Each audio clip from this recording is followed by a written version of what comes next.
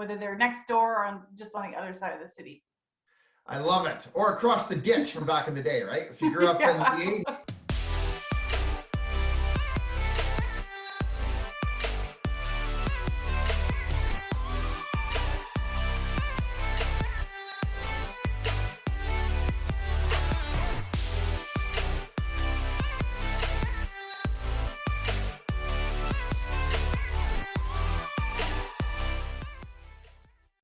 Hello, everyone. I'm Chris Dinnell with RE/MAX West Coast and the Dinnell Real Estate Group, Richmond's Community Realtors.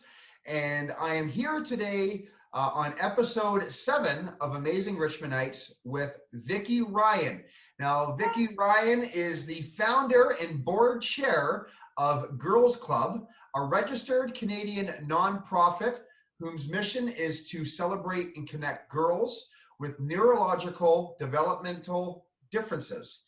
As a community leader, mom, wife, daughter, and friend, Vicky believes that authentic connections between people are the bonds that strengthen the community. And fun fact about Vicky, her childhood memories growing up here in the 1980s all come back to farmland, picking berries with friends, zigzagging their bikes everywhere, making forts. It was an idyllic childhood. Her first job was at Lansdowne Mall, and she learned how to drive through neighborhoods across the city. She's lived here since 1978. There's so many memories to count for Vicky. So Vicky, how are you today? And thank you for joining us. Oh, thanks for having me. I'm doing great. How can you complain with this sun that we're having? It's awesome. It's absolutely been gorgeous out. We had a pretty wet January, but it seems like February and coming into March here, it's going to be quite nice and feels like spring's in the air, doesn't it? It does. Some of the wildflowers are poking up. You know, when you go for a walk and you see them coming out, it's nice. It's on its way anyway. It's definitely on its way. I can't actually, we went out for a walk the other day. We came home, we couldn't believe all the sprouts in our garden already. And it just snowed like a week ago. Like, right? This is crazy. So, but yeah, thank you so much. We wanted to have you on with us today because, you know, you are doing some amazing things in our community, especially with your organization. And I wanted to ask you, first of all, the first question is, tell us a little something interesting about Vicky. Oh, interesting. That's always a challenge, isn't it? That's when your mind goes blank and you're like, interesting. Well, you kind of touched on it a little bit in my bio. So I've lived in Richmond since 1978. I did move away for a few years. My husband and I lived in England and we lived in Vancouver for a while, but we came back. So, you know, I have a long history here and lots of memories here. And I think that that's interesting. It's just a really kind of cool way to go and you know, take my daughter places in Richmond and be like, oh, I went to school here or I did this there, and it's kind of fun. So that's interesting. Yeah. Sorry, what neighborhood did you grow up in then in Richmond? The same neighborhood I live in now. So we actually bought my parents' house, the house I grew up in, and renovated it quite extensively. So I actually live in my childhood home, and we live near Williams and Shell. Very cool. Okay, so you must have gone to McNair then. I did, yeah. Go Marlins, 92. So I've got both my my daughter and my son both graduated from McNair as awesome. Well. My son last year, my daughter a few years ago. So we have a mutual connection there. Now, it's funny that you're bringing up in your bio there about all the farmland. And I remember I grew up on Lockhart, which is at Graham Hole and One Road. Yeah. And across the street was all cranberry and farmland. And we used to ride our bikes through there. And now it's all homes. And it's just amazing how our city has developed over the years and went from that small little farm town to this big striving city that we're seeing now, right, in Richmond. So yeah, absolutely, it's changed a ton, and there's just so much to offer in terms of like eating and shopping and airs. Like you can get it all done here. Back in the day, you had to like go into town for something. So you have it all here now. Yeah, we have everything here, which has been it's been great to have. Especially Steveston is really the community of Steveston has such great restaurants and still has that kind of small town feel to the way Richmond used to be. So now the main reason we have you on today is because you have Well, you've started, and you're also on the board of Girls Club. I wanted you to explain to everybody what Girls Club is, how it came to be. Sure. So Girls Club is a social club. It is for girls and young women with neurological and developmental disabilities or differences. So people are like, what does that mean? So that means, so social club, meaning we're based around events, activities, field trips, parties. So we do come together and do that, not during COVID, we'll talk about that. But in normal times, we're very socially based, so we come together to have fun and connect and socialize and things like that. And neurological developmental differences means girls who have a different neurology or developmental path. So they might be autistic, they might have anxiety, they might have ADHD, they might have FASD, Down syndrome, rare genetic conditions that you may not have heard of. So it's quite a wide range of different things. It's basically girls and young women who are unable to participate in mainstream groups. So there are obviously similar groups like brownies and Girl Guides and what would be another example? Even like soccer leagues and stuff like that. Like there are ways where kids get together and do activities together, but those mainstream programs don't work for kids, or for a lot of kids who have neurological and developmental disabilities. They do for some, but not for a lot. Well, that is just great. Now, what was the connection for you starting this? So my daughter's autistic. So I just noticed there was a real absence for us of activities to enjoy together with other families. So, we tried, little dance classes or soccer or, these different things. And they just weren't set up to have Charlotte feel successful or to have fun or to nurture her, to feel welcoming. And, it just always felt deflating and didn't really feel like a good time. And I thought, okay, if we're experiencing this, likely other families are feeling this way too. There has to be a better way. And I come from the mentality of, if you don't see it, create it. So I got Girls Club going, and I thought, well, maybe we'll find like a dozen families or so, in the Lower Mainland who are kind of like us, and we'll connect. And we have well over 600 girls in Girls Club in 4 chapters across the province. So wow, 600 girls. Yeah, 4 chapters. And how long have you guys had this going for now? Our first event was April 2017, so almost 4 years. Wow, we had to slow down. A huge impact on kids' lives in such a short amount of time. So thank you for that. This is why we wanted to highlight amazing people like yourself doing amazing things in our community, because you should be recognized for what you're doing. And, it's, just putting the smiles on those girls' faces, I'm sure, probably brightens up each day for you. Oh, yeah, it's amazing. There's nothing like it, when the girls come together and they're so excited. And then, the parents have real emotional kind of visceral reactions to seeing this, because they've just been deprived of it for so long. A lot of kids who have neurological and developmental disabilities are also struggling in school. There can be other compounding things that are happening. And so something like Girls Club, which is like fun and light and cool, and like it's just such a different vibe. And so the girls love it. And then when they leave, they're like, can we come back tomorrow? And I'm like, well, we're not doing this tomorrow, but we'll see you in a few weeks. Like they love it so much, they want Girls Club every day, which is, that says it all. Yeah, no, it totally does. So how has COVID obviously impacted Girls Club, and what are you guys doing, I guess, to innovate and kind of think outside the box for these girls?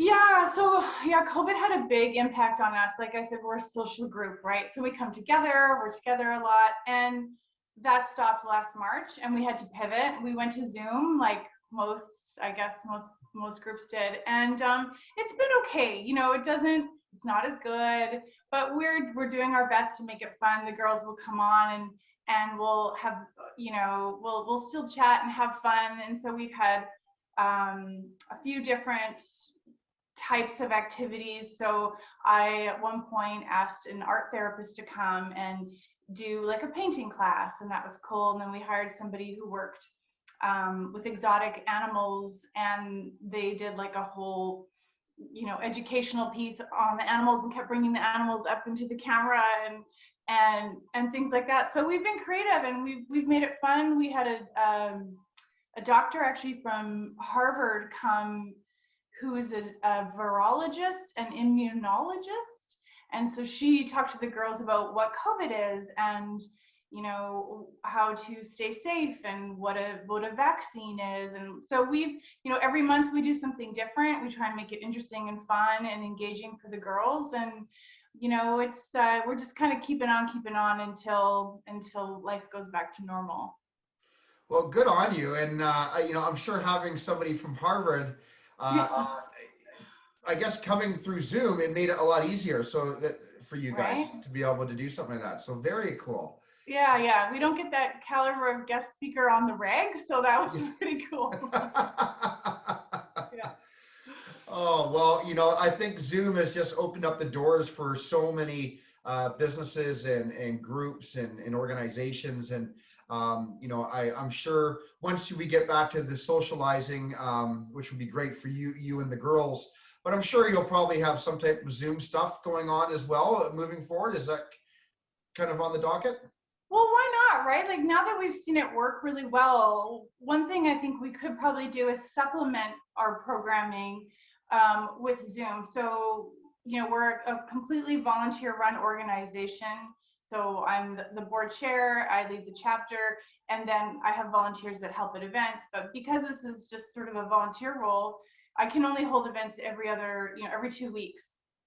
So there's, you know, still a couple weeks in there where the girls aren't connecting with each other. So maybe with Zoom now, we would be able to do like a Zoom event followed by like an in-person event, followed by a Zoom event. So we can maybe increase our offering to our families and the Girls and Girls Club just through the technology that people have just become so used to now.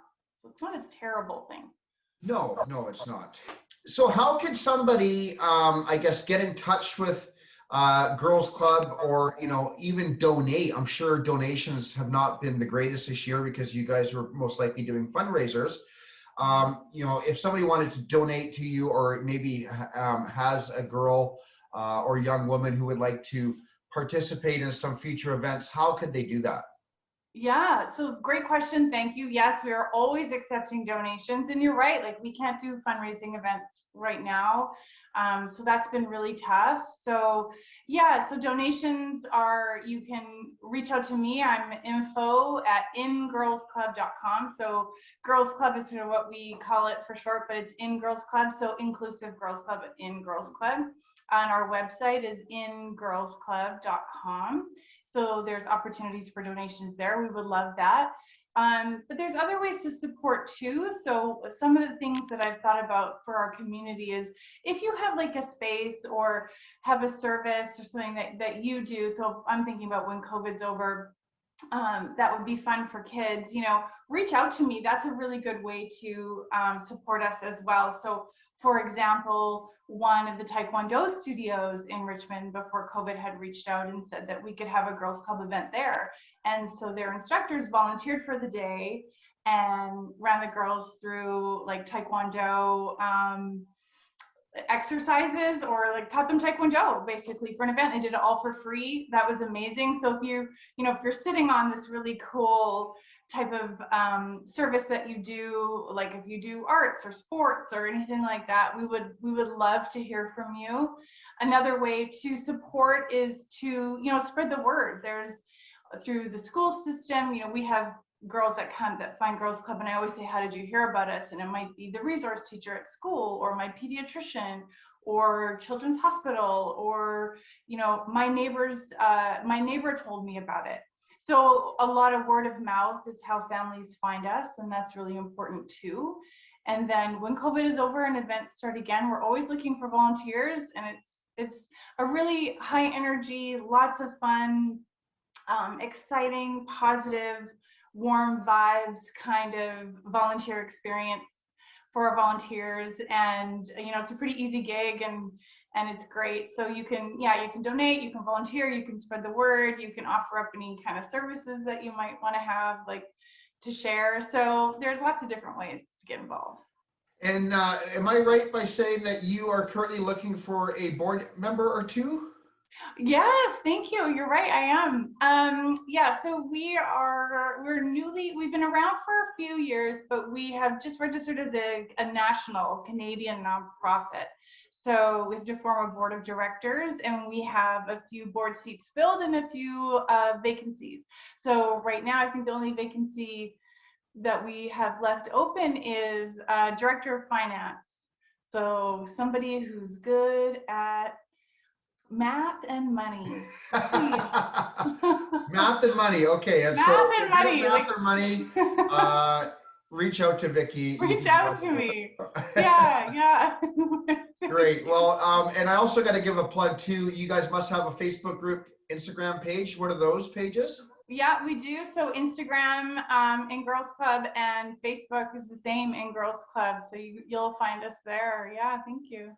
Well, great. Well, thank you so much for jumping on today, Vicky. And, you know, you guys have obviously made a huge difference in a ton of young girls' lives. So thank you, and continue doing what you're doing. And it seems like, you know, something that I guess was happened to you and your family, you're able to overcome it and create something so fabulous for other families. So it's just, it's remarkable. So thank you to you and your family. And I have to ask you one last question, which I always do on this program. Okay. What is it, sorry, in your own words, yeah, what does it mean to be a Richmondite? Oh, okay. What does it mean to be a Richmondite? To me, it means like this kind of thing, connecting with other people who live in Richmond, caring about your community, knowing what's going on in it, getting involved where you can. So can you volunteer? Can you connect other people together? Just look out for your neighbors. That's to me what being a Richmondite is, your fellow Richmond neighbors, whether they're next door or just on the other side of the city. I love it. Or across the ditch from back in the day, right? If you grew up yeah. in the 80s, we all did a lot of ditch jumping back then, right? Yeah. What happened to those ditches, right? I don't know. They filled them in. It was weird though, right? That's why we used to be called ditchmen way back in the days. Well, thanks again, Vicky. And, you know, I hope anybody watching here, please reach out to Vicky. Support if you can. If you're looking at jumping on the board, they have one more seat available, so that would be perfect. And you know, like and share their pages. Let's get them out in the public eye, and let's help get them some more donations moving forward. So thank you again. Hope you have a fantastic March here and into April, and we wish you nothing but success here in 2021. Thanks, Chris. Thanks for having me. Thanks, everybody.